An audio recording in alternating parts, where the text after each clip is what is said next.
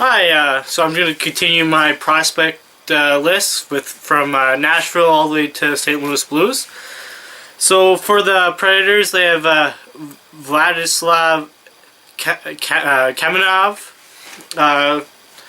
So he's playing in the AHL. 57 games, 15 goals, 22 assists for 37 points, which is pretty decent for a 20-year-old playing in the AHL. So I see him coming up to this team in the next couple of years. Then they have Jesse Saros. He also played in the AHL and played 29 games. 29 wins, 8 losses, 0 ties, or overtime losses, with a 224 save, goals against average and a 920 save percentage. So these are pretty good numbers. Obviously, if he comes up to Nashville, he's only going to be the backup because obviously Pecorine or Rene is the starter. Unless Rene gets hurt, then he might be able to come up and get pretty good minutes this year. But I don't see him playing much of a role till the next couple of years. Then they have Samuel Girard, who's a defense who played in the QJMHL this year. And then 67 games, 10 goals, 64 assists for 74 points. So pretty good offensive numbers for him. So they just have a whole deep defense core. So I see him not making the team for quite a few years, but could possibly be a top 4 player in the NHL. Then I have I think it's New Jersey. I didn't write the name down. New Jersey Devils. So they have Pavel Sacha. He played in the OHL, 51 games, 28 assists, 28 goals, 36 assists for 64 points. He could be a mid-6 forward, probably a third-line center. Then they have Mackenzie Blackwood, who had a pretty good year in the OHL, 28 wins, 13 losses, and 0 overtime losses, with a 272 goals against average and a 921 save percentage. I see him coming up, being better than Wedgwood, so he'll definitely be the backup within the next 2 years. It does take goalies quite a bit longer to make the NHL usually, and maybe if Schneider gets hurt or traded within next 3 or 4 years, he'll be the starter. And one player that they drafted this year who I really like is John Quinville. He played in the Western Hockey League, 57 games, 31 goals, 42 assists for 73 points. So I think he could be a good top 6 forward, maybe within 55 to 65 point range, which is pretty good nowadays considering scoring's down. So yeah, he's one to watch, at least I feel he is. So New York Islanders, they just have, I never realized how good their prospect pool actually was until I looked at it a little bit deeper. So they have Matthew Barzil, who they drafted last year, could easily make the team this year, and especially could play a top 6 role this year.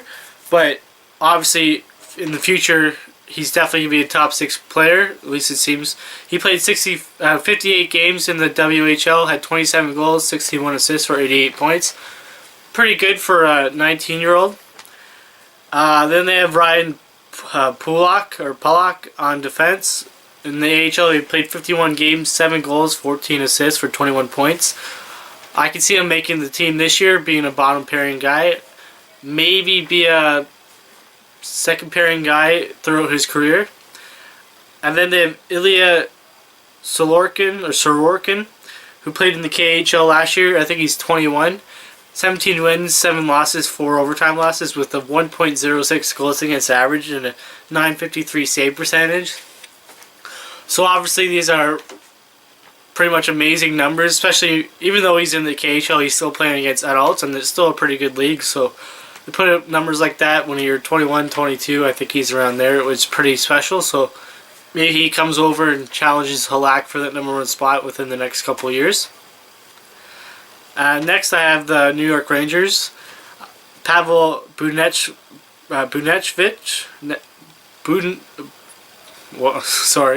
Sorry, it's Bunechvich, I think. He played in the KHL last year, 58 games, 16 goals, 21 assists for 37 points, which is pretty decent for a younger player in the KHL. He should make the team this year, although the signing of Jimmy Vesey might push him down a line or two. So he should be able to play maybe the third line this year, third or fourth line.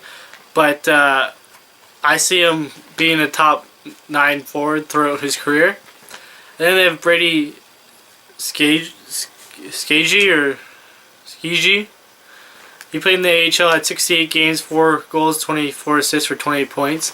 I see him being a bottom 2 defense pairing throughout his career. Especially, he could make the team this year as a bottom 2. And then they have Sean Day, who they just drafted this year. He's kind of dropped in the draft ranking, obviously, because he was granted exceptional status, and he didn't really play up to that hype.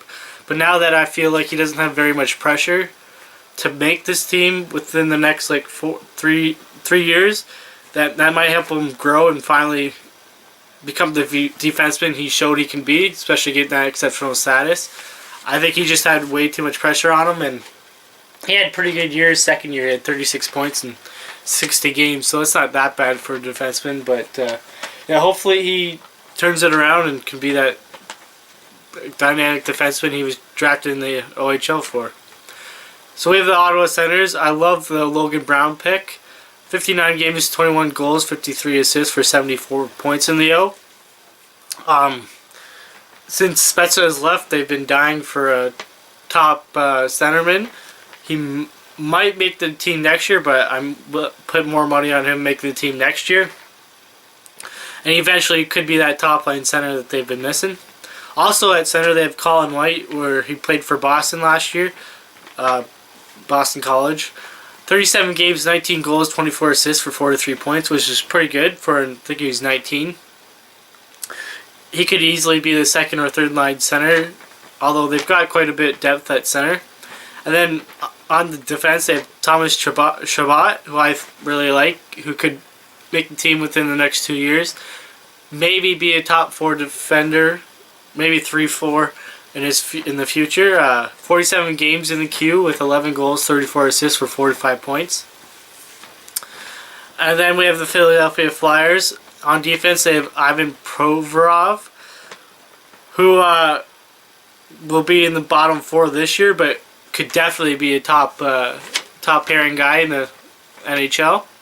Last year in the WHL, he had 62 games, 21 goals, 52 assists for 73 points, which is really good.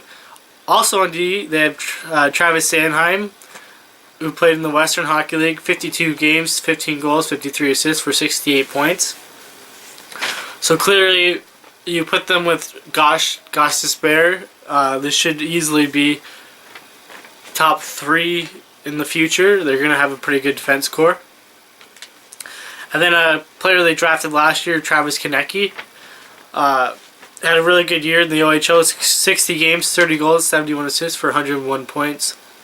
I think he'll make the team this year or be third or fourth line centerman. I'm pretty sure he's going to be third line. And then also could be a top 6 forward, so they have a pretty good young core right there. Pittsburgh Penguins, I have Matt Murray here. We all know that he played pretty good or unbelievable in the playoffs and won the Stanley Cup, but he hasn't really started a lot of games in the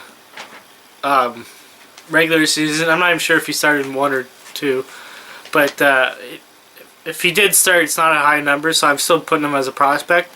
He could easily be their future starter, even take over that job this year, depending on what happens with Fleury. Fleury is still a good goaltender and should be the starter, but if he gets traded or hurt, Murray's definitely going to be the starter. So last year we went 20 wins, 9 losses, and 1 overtime loss with 2.10 goals against average and a .931 save percentage, which is really good in the AHL. I think he was 22 or 21 at the time. Then they have Derek Pouliot on defense, who will make the team this year. 37 games, he had 6 goals, 17 assists for 23 points. And then a goalie to watch for the future, they just drafted him this year, is Philip Gustafsson. He played in the Junior Sweden League. 20 games, he had 322 goals against average and a .905 save percentage. He could become that 1-2 punch with Matt Murray probably in like 3 or 4 years, as it does take goalies longer to develop. So then we have the St. Louis Blues and Ivan Barbashev. He should make the team this year, especially with Backus leaving. I know they signed Perron, but just let's see what this guy can do. He played in the AHL last year, 65 games. He had 10 goals, 18 assists for 28 points, which was all right. So he should be like a mid-6 player, so second or third line, probably the third line. Then they have Ville Husso.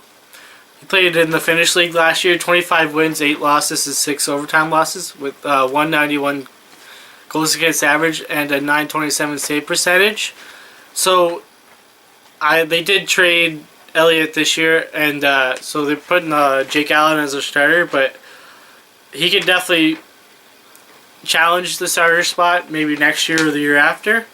And then they have Jordan Smoltz, who could fight for a spot on the D-line this year. Last year he played in the AHL, 71 games, 6 goals, 30 assists for 36 points. And he should be used a little bit this year if he doesn't make it. If he makes the team, he's going to play a lot. But be in the bottom 2 pairing. And but if not, he'll definitely be brought up throughout the year and get quite a few games. So just like, comment, subscribe, and have a nice day.